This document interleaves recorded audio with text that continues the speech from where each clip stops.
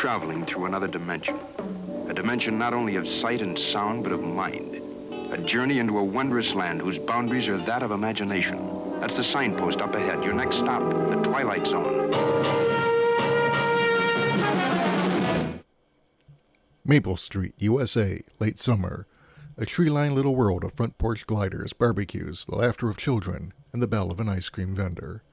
At the sound of the roar and the flash of light, it will be precisely 6:43 p.m. on Maple Street. This is Maple Street on a late Saturday afternoon. Maple Street in the last calm and reflective moment before the monsters came. Which is basically what this episode is a retread of. It's called A Traveler. And the monster's literal name is A Traveler. How lame can you get? So this is episode 4 of Jordan Peele's The Twilight Zone, and I'll get to why I said it that way in a minute. But I wanted to give you a breakdown of this, because we're 4 episodes in so far, and we've only had one decent episode, and that was the third one called Replay. But yeah, I mean, 4 episodes, only one of which was any good, and you know, I'm not impressed at all. And the reason I asked if this is really Jordan Peele's The Twilight Zone, because it seems he's not writing any of the episodes, he's not directing any of them, he's just a narrator. And that's disturbing, because if you think about the original Twilight Zone, Rod Serling, out of 156 episodes, he wrote 92 of the scripts. 92 out of 156. That's 64 episodes written by others. You know, people like Richard Matheson and even Harlan Ellison, who wrote, I think, an episode or 2 for the 80s iteration. But Rod Serling's fingerprints were all over the original.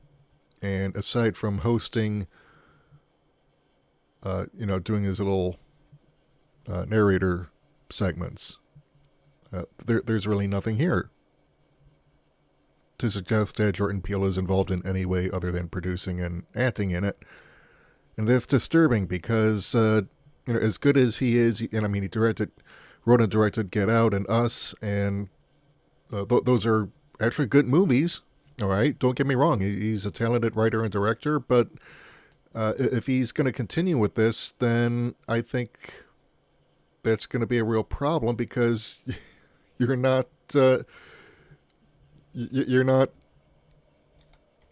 really having much to do with the show that bears your name. So yeah, let's go ahead and get to the review, because this just really does not bode well for the show. Like I said, it's a retread of The Monsters Are Due on Maple Street. It takes place on Christmas night, or Christmas Eve night, in Alaska. You've got an Inuit police sergeant named Yuka, who is taking her brother Jack to jail because he's drunk, and he's bitching about Santa Claus and Christmas and stuff. And so there's an annual Christmas tradition by the police captain, Lane Pendleton, played by Greg Kinnear, where he pardons a prisoner. And of course, Jack is the only prisoner that night, so he's the guest of honor, basically. Anyway, when Yuka is taking Jack to his cell, Yuka finds another inmate who is played by Stephen Yeun from The Walking Dead and Sorry to Bother You. He's just there in one of the holding cells without any explanation. His legal name is literally A Traveler. Space Traveler. He claims to be a tourist who's heard of Pendleton's parties and is apparently a fan. He starts interacting with the guests, and he's getting on with them a bit. But Yuka is kind of suspicious. Pendleton then starts to get paranoid about him when he starts revealing stuff that he really shouldn't have any way of knowing. And then when Yuka, Jack, and the boss see that Traveler has antennas, he starts deflecting all that by saying that Pendleton is a Russian lackey. I'm playing up on Cold War 2.0 paranoia. Pendleton then goes to check on the shed powering the town. Traveler tries to tempt Yuka that, when his people take over, she'll be in charge. And then Yuka mysteriously decides to side with Traveler and pulls a gun on Pendleton as UFOs descend from above. And, Jack shares a piece of pumpkin pie with Traveler, who's revealed his true alien self. And, he says that things will be better with him in charge. And, it's really very mediocre. At roughly 50 minutes long, or 51 minutes long, that this is another episode that could have been cut in half. And you really, it's overlong. It's basically a retread of The Monsters Are Due on Maple Street. And it's really, it's not good. So let's go ahead and take a look at the cast list here, because I want to give you an idea of what's going on here. So you've got Marika Sila. I hope I pronounced that right. She's an Inuit actress. Actually does a very good job in this. And I don't want to give you the wrong impression here. None of the actors here did a bad job with the material they were given to work with, all right? And it's actually a pretty clever setup. You set it in a remote Alaskan town. It's really on the edge of nowhere. That creates a bigger sense of isolation and paranoia because, there's really no one coming to help you if things go south. So, then we've got Patrick Gallagher. He's a native of Chilliwack, British Columbia, but he's of Irish and Chinese descent. So, yeah, I guess that means he's able to play an American Aborigine. But, yeah. But no, Marika Sila is actually Inuit, and the characters they play are supposed to be Inuit. So, that's something. But, there's...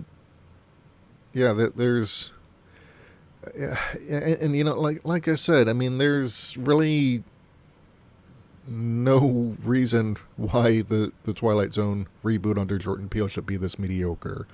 Not 4 episodes in. In fact, actually, let me turn to Variety, because before the season is even halfway through, CBS has decided to give it a second season.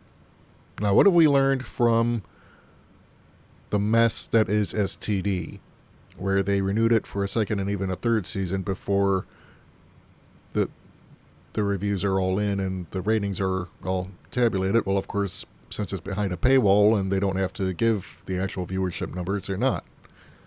But they're renewing this stuff with really no rhyme or reason, because the reviews are poor to mediocre on a lot of this stuff. People are paid to rave about STD and how great it is, but the fans don't like it. And so far, fan reaction to the Twilight Zone has been mediocre to negative. And for reasons that really have nothing to do with the quality of the show. As far as production is concerned, but the writing. And yeah, there are people who are complaining about SJW agenda here, but I tend to dismiss that on the basis that if you were to replace the actors with white people, the stories would still be bad, because it's not about the SJW agenda or being inclusive. It's about the writing. And if you want to take a look at a good example of a diverse cast of actors, look at the Orville. All right, you've got black people there. You've got one black pair playing a gay couple.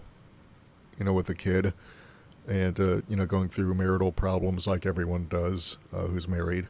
Um, that, and it's realistic. I mean, you get social issues there, you get political issues, but it doesn't talk down to you, and it's well told, it's well paced. The writing is just superb, and there's actual science fiction and fantasy and all sorts of stuff there that you like. But with the Twilight Zone, it's like people are just phoning it in the writer's room. And I don't understand why someone as talented as Jordan Peele would go ahead and attach his name to this, because it's just not good. All right, so let's go ahead and read from the article here. CBS All Access has renewed The Twilight Zone for a second season, Variety has learned. The series, a reboot of the timeless anthology series created by Rod Serling, features Jordan Peele as host, producer, and narrator. Episodes to date have featured such thesps as Ike Barinholtz, John Cho, Thaisa Farmiga, Jennifer Goodwin, Kumail Nanjiani, Chris O'Dowd, Seth Rogen, Adam Scott, Jacob Temple, and Stephen Yeun. And sorry if I butchered any names on there. I'm terrible at pronouncing names, so please feel free to correct me if with a phonetic pronunciation, if you would be so kind. So episode 1 of the reboot, which premiered on April 1st, drove the highest level of unique viewers ever on a premiere day for a CBS All Access original series, according to the streamer. Well, right there you have cause to doubt it, because, again, who's actually watching any of this stuff? Because people tune into CBS All Access, or no access, since you can only access it behind a paywall, unless you're willing to circumvent it by downloading torrents, but, that's... or borrowing someone else's subscription, but, that's... for people who are unable or unwilling to shell out money to go behind yet another streaming service, I mean, that's, a pretty limited audience. And of course, like I've said in my last review of Replay, it also limits the audience because, especially for episodes like Replay where you really need to have that message broadcast to as wide an audience as possible, and you're only limiting it to those who are willing to pay for it.